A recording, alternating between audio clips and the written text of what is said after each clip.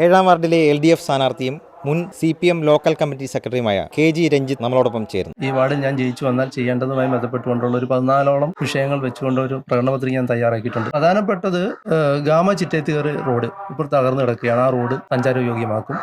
അതുപോലെ തന്നെ കാളിയാന്തളം റോഡ് തീരെ നടക്കാൻ പറ്റാത്ത സാഹചര്യത്തിലാണുള്ളത്. ആ റോഡ് സഞ്ചാരയോഗ്യമാക്കും. അതുപോലെ തന്നെ 3 പാടശേഖരങ്ങൾ ഈ വാർഡിലുണ്ട്. ഒന്ന് തോട്ടറപ്പുഞ്ചയുടെ ഭാഗമായിട്ടുള്ള കണ്ണങ്കേരി മുഴു, അതുപോലെ തന്നെ തോട്ടറപ്പുഞ്ച വിരിപ്പച്ചാൽ പാടശേഖരം, അതിൻ്റെ അടിസ്ഥാന സൗകര്യങ്ങൾ വർദ്ധിപ്പിക്കും. അതുപോലെ തന്നെ 3 അംഗനവാടി ഈ വാർഡ് അതിർത്തിയിലുണ്ട്. അത് ആധുനിക നിലവാരത്തിലേക്ക് ഉയർത്തും. അംഗനവാടിയുടെ മോൾവശം ഇപ്പോഴെല്ലാം തന്നെ ഷീറ്റ് മേഞ്ഞിട്ടുണ്ട്. ഒരെണ്ണത്തിൽ മാത്രമാണ് ഷീറ്റ് മേയാത്തുള്ളത്. അവിടെ ഈ പറയുന്ന പോലെ യോഗ ക്ലാസ് അടക്കം, ലൈബ്രറി അടക്കം എല്ലാ സൗകര്യങ്ങളോടും കൂടിയുള്ള കാര്യങ്ങളാണ് ഞാൻ വിഭാവനം ചെയ്തിട്ടുള്ളത്. മറ്റൊന്നുള്ളത് വഴിവിളക്കുമായി ബന്ധപ്പെട്ടുകൊണ്ടുള്ള കുറച്ച് പ്രശ്നങ്ങളുണ്ട്. അത് അടിയന്തരമായി പരിഹരിക്കുന്ന ഒരു സാഹചര്യം ഉണ്ടാകും. കുടിവെള്ളവുമായി ബന്ധപ്പെട്ടുകൊണ്ട് ഇതിൻ്റെ ഭാഗമായിട്ടുള്ള പാലത്തെങ്കിൽ അവിടെ ജനങ്ങൾ ചെന്നപ്പോൾ അവിടുത്തെ കുടിവെള്ളത്തിൻ്റെ പ്രശ്നം അവർ പറയുന്ന സാഹചര്യം ഉണ്ടാകും.